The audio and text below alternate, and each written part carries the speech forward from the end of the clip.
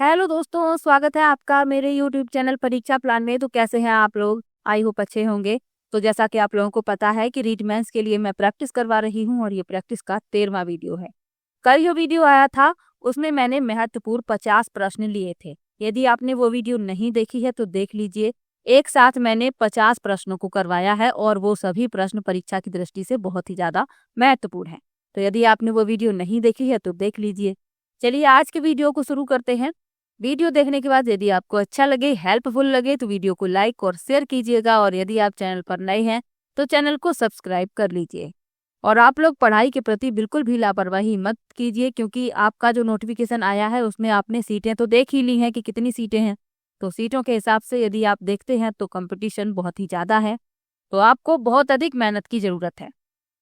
तो आप लोग लापरवाही मत कीजिएगा। ये मत सोचिए कि समय अभी बहुत है, ये समय निकल जाएगा, आपको पता भी नहीं चलेगा। आपका सिलेबस ही इतना बड़ा है। यदि आप तैयारी कर रहे हैं तो ये बहुत अच्छी बात है। और अभी आपको प्रैक्टिस भी पूर्ण रूप से करनी है। अपने आप को जांचना है, कितना आपने सीख लिया है, कहाँ पर आप कमजोर है, ये सब आपको ही स्वयं करना है। तो लापरवाही मत कीजिए। चलिए आज के वीडियो को शुरू करते हैं। राजस्थान बोर्ड की यदि किताबें आपने नहीं पढ़ी हैं तो पढ़ लीजिए, वो पढ़ना बहुत ही ज्यादा जरूरी है। ये जो प्रश्न आप देख रहे हैं ये सब उन्हीं किताबों से बने हैं और ये परीक्षा में पहले पूछे भी जा चुके हैं। तो वो किताबें आपको पढ़ना बहुत ही ज्यादा जरूरी है। यदि आपने नहीं पढ़ी हैं तो अभी भी समय है, आप पढ़ सकते हैं। मैं कक्षा 6 से लेकर कक्षा 10 तक पढ़ा चुकी हूँ कंप्लीट। इसकी प्लेलिस्ट बनी हुई है, वहां पर आपको ये सभी वीडियो एक साथ मिल जाएंगे। 6 से मैंने शुरुआत की थी, 10th तक मैंने कंप्लीट पढ़ा दी है। चलिए पहला प्रश्न देख लेते हैं। लिखा है कालीबंगा राजस्थान के किस जिले में स्थित है? ये प्रश्न कई बार पूछा गया है और कई परीक्षाओं में पूछा गया है। पहला विकल्प है सीकर, दूसरा विकल्प है जयपुर, तीसरा विकल्प है श्री गंगानगर और चौथा विकल्प है हनुमानगढ़।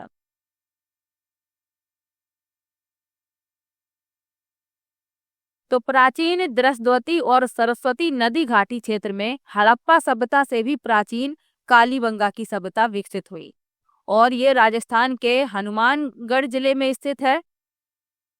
डी विकल्प इसमें सही हो जाएगा। और यह सभ्यता आज से 6000 वर्ष से भी अधिक प्राचीन मानी जाती है। और इस स्थल की जब खुदाई हुई तो यहाँ से खुदाई के दौरान प्राप्त काली चूड़ियों के कारण इसका नाम कालीबंगा रखा गया। तो ये भी आपको याद रखना है, डी विकल्प इस प्रश्न का उत्तर हो जाएगा। चलिए आगे बढ़ते हैं, अगले प्रश्न पर चलते हैं। अगला प्रश्न दिया गया है राजपूतों की अग्निकुंड से उत्पत्ति का सिद्धांत किसने दिया था? पहला विकल्प है चंद्रशेखर, दूसरा विकल्प है बर्नी, तीसरा विकल्प है चंद बरदाई और चौथा विकल्प है अमीर खुसरो।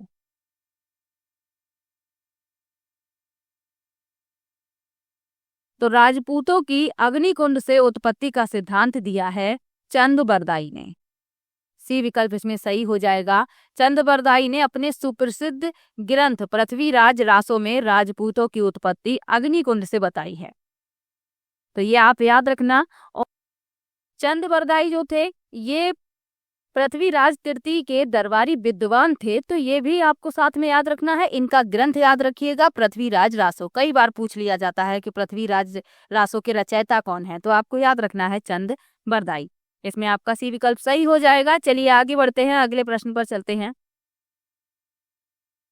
पद्मिनी किस शासक की पत्नी थी? पहला विकल्प है सांगा, दूसरा विकल्प है रतन सिंह, तीसरा विकल्प है राज सिंह और चौथा विकल्प है मान सिंह। तो बताइए आप लोग, पद्मिनी किस शासक की पत्नी थी? तो प्रश्न में पूछा गया है कि पद्मिनी किस शासक की पत्नी थी, तो ये रतन सिंह की पत्नी थी। बी विकल्प इसमें सही हो जाएगा। क्लास 10th की बुक का जो पहला चैप्टर है उसमें सभी शासकों के बारे में मैंने पढ़ाया है। काफी बड़ा लेसन है, 2 पार्ट में कंप्लीट हुआ था। जिसने भी वीडियो देखी है उसको पता होगा। तो पद्मिनी रतन सिंह की पत्नी थी और अलाउद्दीन खिलजी ने 1303 ईस्वी में आक्रमण किया था। रतन सिंह को अलाउद्दीन खिलजी के आक्रमण का सामना करना पड़ा था 1303 में, ये आप याद रखिएगा। और जो मलिक मोहम्मद जायसी हैं, इनकी रचना है पद्मावत। उसमें इन्होंने बताया है कि जो अलाउद्दीन खिलजी था उसके आक्रमण का कारण क्या था चित्तौड़ पर, तो जो अलाउद्दीन खिलजी था ये रतन सिंह की पत्नी पद्मिनी को हासिल करना चाहता था। ये कारण पद्मावत में बताया गया है और पद्मावत मलिक मोहम्मद जायसी की रचना है। तो ये आप लोग याद रखिएगा। और क्या याद रखना है, अलाउद्दीन की सेना से लड़ते हुए रतन सिंह और उनके जो सेनापति थे गोरा और बादल, ये वीर गति को प्राप्त हो गए थे और रानी पद्मिनी ने 1600 महिलाओं के साथ जौहर कर लिया था। ये भी आपको साथ में याद रखना है। बी विकल्प इस प्रश्न का उत्तर हो जाएगा। चलिए आगे बढ़ते हैं, अगले प्रश्न पर चलते हैं। पृथ्वीराज तृतीय ने किस वर्ष महोबा के चंदेल शासक को परास्त किया था? पहला विकल्प है 1181, दूसरा विकल्प है 1182 ईस्वी, तीसरा है 1191 ईस्वी और चौथा है 1192 ईस्वी।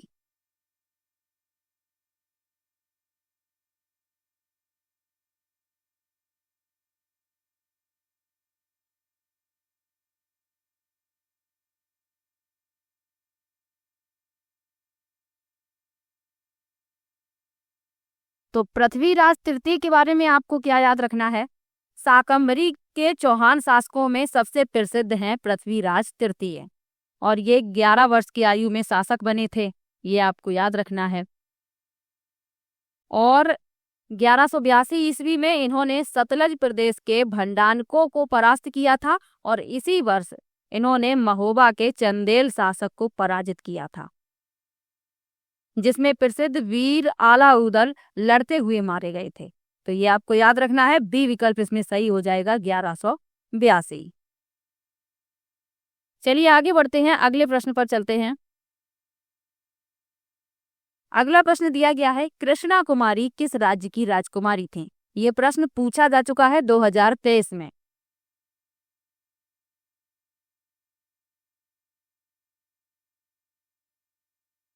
तो कृष्णा कुमारी ये राजकुमारी थी मेवाड़ की।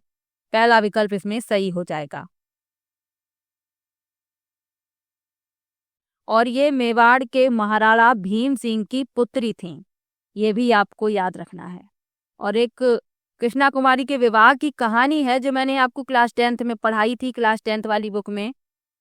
फिर से बता देती हूँ कि मेवाड़ की राजकुमारी कृष्णा कुमारी से विवाह को लेकर जयपुर के शासक जगत सिंह और जोधपुर के शासक मान सिंह के मध्य युद्ध की स्थिति उत्पन्न हो गई थी।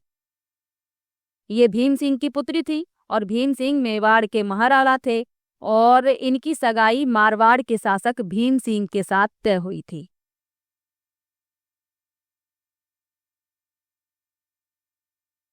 अब इनके पिता का नाम भी भीम सिंह है और जिनसे सगाई हुई थी उनका नाम भी भीम सिंह बताया गया है क्लास 10th वाली बुक में। फिर आगे क्या हुआ कि इनकी सगाई तय हो गई थी मारवाड़ के शासक भीम सिंह के साथ, किंतु विवाह से पूर्व ही भीम सिंह की मृत्यु हो गई थी। और भीम सिंह की मृत्यु के बाद मेवाड़ के शासक जो इनके पिता थे, इन्होंने कृष्णा कुमारी का रिश्ता जयपुर के शासक जगत सिंह के साथ तय कर दिया। तो इस रिश्ते को मारवाड़ के नए शासक मान सिंह ने अपना अपमान माना और मान सिंह ने मेवाड़ पर आक्रमण का निश्चय कर लिया। तो इसी प्रकार की एक कहानी है, याद रखिएगा। कृष्णा कुमारी जो थी ये मेवाड़ की राजकुमारी थी। आप लोग याद रखिएगा, इंपॉर्टेंट प्रश्न है, पूछा जा चुका है। चलिए आगे बढ़ते हैं, अगले प्रश्न पर चलते हैं। अगला प्रश्न दिया गया है, कौन 5 पीरों में शामिल नहीं है? तो मैंने आपको कई बार बताए भी हैं 5 पीर जो राजस्थान के लोक देवता हैं वो पंच पीर कहे जाते हैं। तो इनके नाम आपको याद रखना है, कौन कौन से हैं। पाबू जी हैं, हरभू जी हैं, रामदेव जी हैं, मेहा जी हैं और गोगा जी हैं। तो ये 5 पीर हैं जो आपको याद रखने हैं। अब इसमें तेजा जी शामिल नहीं है, तो यही इस प्रश्न का उत्तर हो जाएगा। इसमें पूछा गया है शामिल नहीं है, तो कौन नहीं है? तेजा जी शामिल नहीं है। और ये 5 पीर याद कर लीजिए, कहीं लिख लीजिए, प्रश्न पूछा जाता है। चलिए आगे बढ़ते हैं, अगले प्रश्न पर चलते हैं।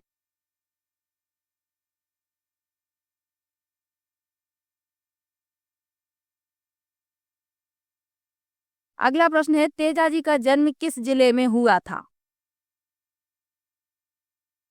पहला विकल्प है नागौर, दूसरा विकल्प है अजमेर, तीसरा विकल्प है पाली और चौथा विकल्प है जोधपुर। तो तेजाजी का जन्म खड़नाल ग्राम के ताहड़ जी और राम कुंवरी के यहाँ माघ शुक्ल चतुर्दशी को हुआ था। और ये जो खड़नाल है ये कहाँ पर है? नागौर में। तो पहला विकल्प सही हो जाएगा। जिला पूछा गया है तो नागौर जिले में इनका जन्म हुआ था। चलिए आगे बढ़ते हैं, अगले प्रश्न पर चलते हैं। धन्ना किसके शिष्य थे? पहला विकल्प है कबीर, दूसरा विकल्प है रामानंद, तीसरा विकल्प है पीपा और चौथा विकल्प है दादू।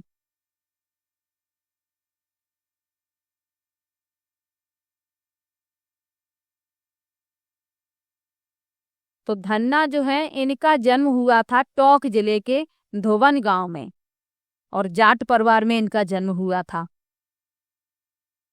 और ये रामानंद के शिष्य थे।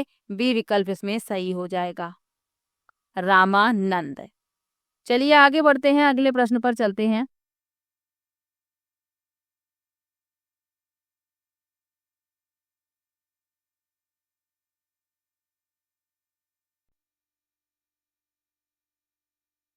अगला प्रश्न दिया गया है विश्नोई संप्रदाय के प्रवर्तक कौन थे? पहला विकल्प है असनाथ जी, दूसरा विकल्प है जाम्भोजी, तीसरा विकल्प है लालदास और चौथा विकल्प है कबीर। तो विश्नोई संप्रदाय के प्रवर्तक थे जाम्भोजी। बी विकल्प इसमें सही हो जाएगा। जाम्भोजी का जन्म 1451 ईस्वी में भाद्रपद कृष्ण अष्टमी को पीपासर में हुआ था और पीपासर कहाँ है? नागौर में। तो याद रखिएगा बी विकल्प इसमें सही है, जाम्भोजी। चलिए आगे बढ़ते हैं, अगले प्रश्न पर चलते हैं। भर्तहरी का मेला किस जिले में भरता है? पहला विकल्प है अलवर, दूसरा विकल्प है सीकर, तीसरा विकल्प है बूंदी और चौथा विकल्प है उदयपुर।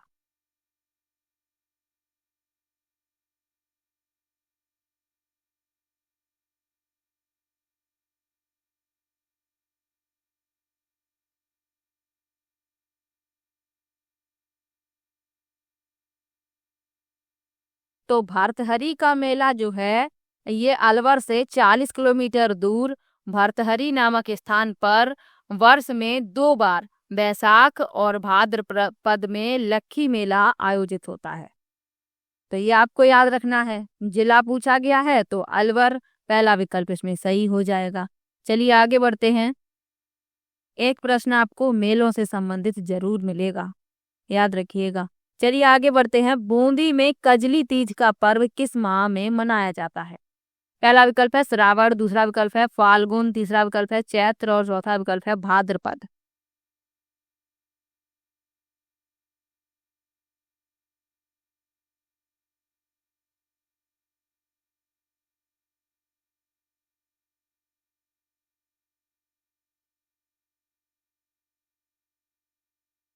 तो बूंदी में कजली तीज का त्योहार मनाया जाता है भाद्रपद में।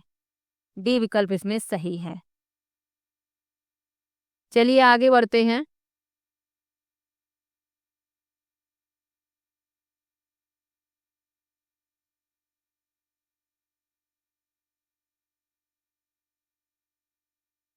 एक बात और याद रखिएगा, श्रावण मास में हरियाली तीज मनाई जाती है और जो बूंदी में कजली का त्योहार मनाया जाता है ये भाद्रपद में मनाया जाता है।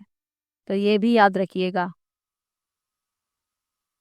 दोनों में अंतर है महीनों में। चलिए अगला प्रश्न है राजस्थान में लठमार होली कहाँ खेली जाती है? पहला विकल्प है श्री महावीर जी, दूसरा विकल्प है सालासर, तीसरा विकल्प है पुष्कर और चौथा विकल्प है कैला देवी। तो राजस्थान की लठमार होली पूछी गई है।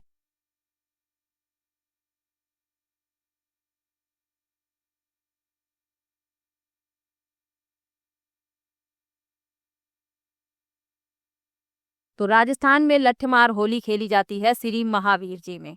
पहला विकल्प इसमें सही हो जाएगा। और श्री महावीर जी ये प्रसिद्ध जैन तीर्थ स्थली है, तो ये भी याद रखिएगा। और इसमें लठमार होली खेली जाती है, महिलाएं हाथों में लठ लेकर पुरुषों पर प्रहार करती हैं। तो ये आप याद रखिएगा, राजस्थान की लठमार होली पूछी गई है, श्री महावीर जी में खेली जाती है। चलिए आगे बढ़ते हैं, अगले प्रश्न पर चलते हैं।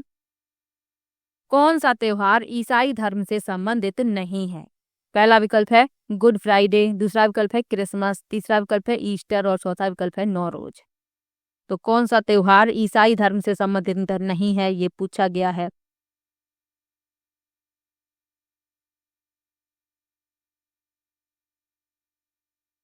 तो डी विकल्प इस प्रश्न का उत्तर हो जाएगा नौरोज।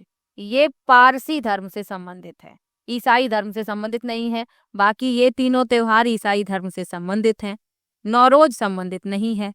डी विकल्प इस प्रश्न का उत्तर हो जाएगा। चलिए आगे बढ़ते हैं। लिखा है कसुमल कौन सा रंग होता है? पहला विकल्प है लाल, दूसरा विकल्प है काला, तीसरा विकल्प है सफेद और चौथा विकल्प है हरा।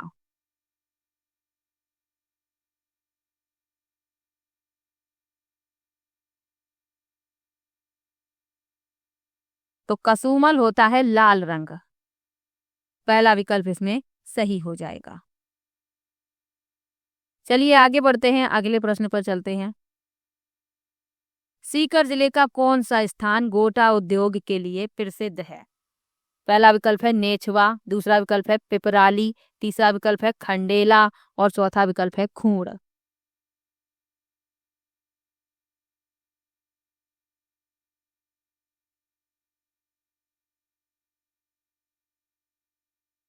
तो सीकर जिले का खंडेला ये प्रसिद्ध है गोटा उद्योग के लिए। सी विकल्प इसमें सही हो जाएगा। चलिए आगे बढ़ते हैं, अगले प्रश्न पर चलते हैं। बोरला नामक आभूषण, बोरला नाम का आभूषण स्त्रियां कहाँ धारण करती हैं? पहला विकल्प है नाक, दूसरा विकल्प है कान, तीसरा विकल्प है हाथ और चौथा विकल्प है सिर। तो आप लोगों को बताना है, आभूषणों के बारे में मैंने आपको डिटेल में पढ़ाया है।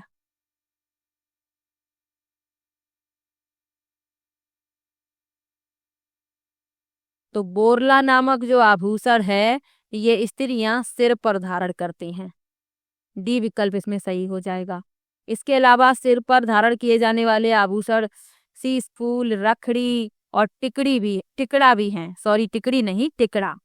तो याद रखिएगा, ये भी सर पर धारण किए जाते हैं।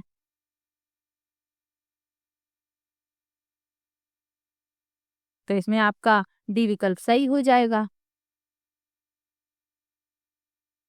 चलिए आगे बढ़ते हैं। दांतों के बीच में सोने की कील जड़वाना क्या कहलाता है?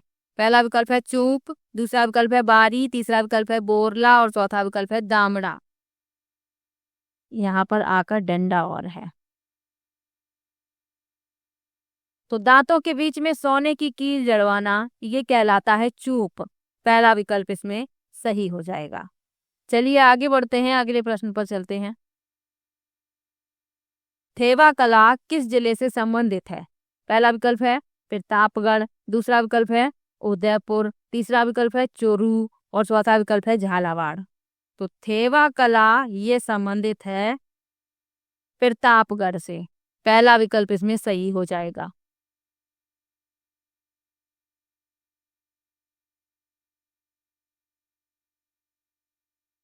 अगला प्रश्न दिया गया है, नागौर का बूगांव किस लिए प्रसिद्ध हुआ करता था? पहला विकल्प है पेच वर्क के लिए, दूसरा विकल्प है मिट्टी के खिलौनों के लिए, तीसरा विकल्प है जूट पट्टी के लिए और चौथा है लोहे के औजारों के लिए।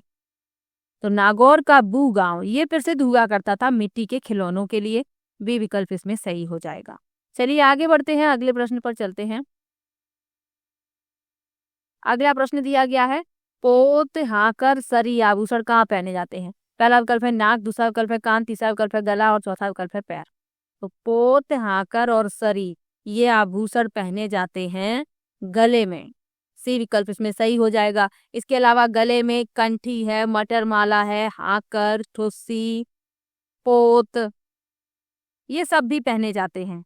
झालर है, ये गले में पहने जाते हैं। तो याद रखिएगा, प्रश्न आपका गलत नहीं होना चाहिए। नाक में क्या पहना जाता है? बसेरी, लटकन, नथ, चूनी, लौंग ये नाक में पहने जाते हैं। कान में झुमका, कर्णफूल, सुरलिया, बाली, ओगनिया, मुर्की ये कान में पहने जाते हैं।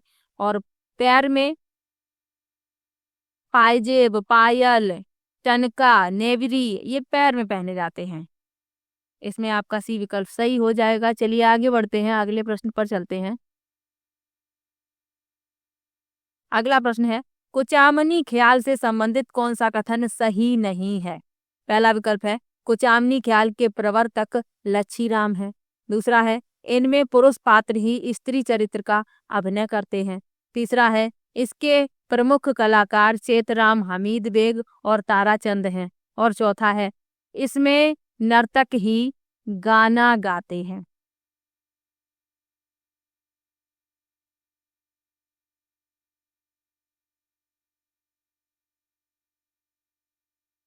तो कुचामनी ख्याल से जो संबंधित जो कथन सही नहीं है वह हमें बताना है। तो इसका सी विकल्प इस प्रश्न का उत्तर हो जाएगा। इसमें लिखा है इसके प्रमुख कलाकार चेतराम हमीद बेग और ताराचंद हैं। ये गलत है, क्योंकि इसके जो प्रसिद्ध लोक नाटककार हैं वो लच्छीराम हैं, ये आप याद रखिएगा। इसके अलावा बंसीलाल खिलाड़ी भी हैं इस ख्याल के कलाकार, तो इनका नाम याद रखिएगा।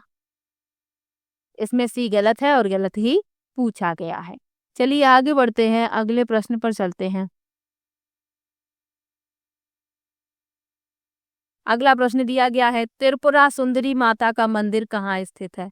पहला विकल्प है बांसवाड़ा, दूसरा विकल्प है बाड़मेर, तीसरा विकल्प है जालौर, चौथा विकल्प है जैसलमेर। तो त्रिपुरा सुंदरी माता का मंदिर बांसवाड़ा में स्थित है, पहला विकल्प इसमें सही हो जाएगा। चलिए आगे बढ़ते हैं, अगले प्रश्न पर चलते हैं। 1929 में दिल्ली में विद्यार्थी यूथ लीग की स्थापना किसने की? पहला विकल्प है टीकाराम पालीवाल, दूसरा विकल्प है मास्टर आदित्येंद्र, तीसरा विकल्प है जानकी देवी बजाज और चौथा विकल्प है इनमें से कोई नहीं। तो 1929 में दिल्ली में विद्यार्थी यूथ लीग की स्थापना की टीकाराम पालीवाल ने। पहला विकल्प इसमें सही हो जाएगा। इंपॉर्टेंट प्रश्न है, याद रखिएगा। चलिए आगे बढ़ते हैं, अगले प्रश्न पर चलते हैं। कौन सा कूट सुमेलित नहीं है? एक तरफ प्रजामंडल लिखे हुए हैं, एक तरफ संस्थापक लिखे हुए हैं। जो सुमेलित नहीं है वह बताना है। पहला लिखा है जैसलमेर मीठालाल व्यास, दूसरा है कोटा नैनीराम शर्मा, तीसरा है जयपुर कपूरचंद पाटनी और चौथा है बूंदी गोपीलाल यादव।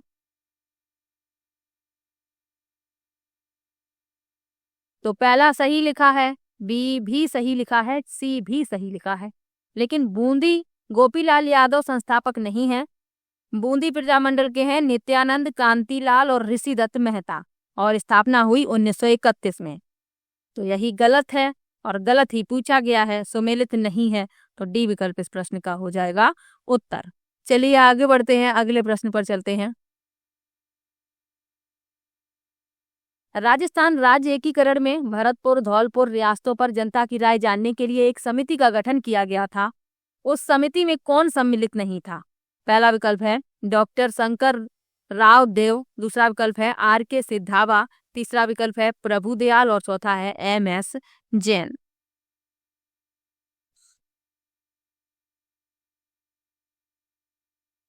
तो राजस्थान राज्य एकीकरण में भरतपुर धौलपुर रियासतों पर जनता की राय जानने के लिए एक समिति का गठन किया गया था, जिसमें समिति के सदस्य doctor Shankar Rao Dev, R K Siddhava और प्रभुदयाल हैं, लेकिन एम एस जैन इसमें शामिल नहीं थे। तो यही इस प्रश्न का उत्तर हो जाएगा डी विकल्प। तो आज मैंने कुल 25 प्रश्न लिए हैं। किसी भी प्रश्न में आपको डाउट हो कमेंट बॉक्स में जरूर लिखिएगा और वीडियो कैसा लगा ये कमेंट में जरूर बताइएगा। और कल वाली वीडियो यदि नहीं देखी है तो देख लीजिए, 50 प्रश्न मैंने करवाए हैं, परीक्षा की दृष्टि से महत्वपूर्ण हैं और आप लोगों के लिए तो एक एक नंबर महत्वपूर्ण है। आपको अपने एग्जाम में कोई भी प्रश्न नहीं छोड़ना है। एक कमेंट आया था मुझे जिसमें लिखा था कि मैम एसएसटी के लिए बता दीजिए, एसएसटी के लिए क्या क्या पढ़ना है। तो एसएसटी के लिए मैं बता दूं आप लोगों को कि आपको एनसीईआरटी की किताबें पढ़नी पड़ेंगी, क्योंकि जो एसएसटी का सिलेबस है उसमें आप देखेंगे जो टॉपिक उसमें बताए गए हैं वो आपको एनसीईआरटी की किताबों में मिल जाएंगे। तो यदि आप क्लास 6 से लेकर 10th तक की जो एसएसटी की किताबें चलती हैं एनसीईआरटी की यदि आप पढ़ लेते हैं या आप सिलेबस के अकॉर्डिंग आप टिक कर लीजिए कौन कौन से टॉपिक आपको पढ़ने हैं, वो टॉपिक पढ़ लीजिए, तो आपको उन किताबों से बहुत ही ज़्यादा हेल्प मिलेगी। तो चलिए मिलते हैं नेक्स्ट वीडियो में। ये मैंने एसएसटी वालों के लिए बताया है जिनका लेवल 2 में सब्जेक्ट एसएसटी है। ये कमेंट उन्हीं का था जिनका सब्जेक्ट एसएसटी है, तो उनके लिए मैंने बताया है। ध्यान दीजिएगा, आपको एनसीईआरटी की एसएसटी की किताबें पढ़नी पड़ेंगी। टॉपिक टिक कर लीजिएगा कौन से टॉपिक पढ़ने हैं। वो टॉपिक यदि आप एनसीईआरटी से पढ़ते हैं आपको बहुत जल्दी समझ में आ जाएंगे, बहुत अच्छी लैंग्वेज में उसमें लिखे होते हैं। और प्रश्न आप देखेंगे तो वो प्रश्न भी जो पूछे गए हैं प्रीवियस ईयर में वो जो उन्हीं किताबों से बने हैं जो एनसीईआरटी किताबें हैं। तो चलिए मिलते हैं नेक्स्ट वीडियो में, तब तक के लिए बाय बाय।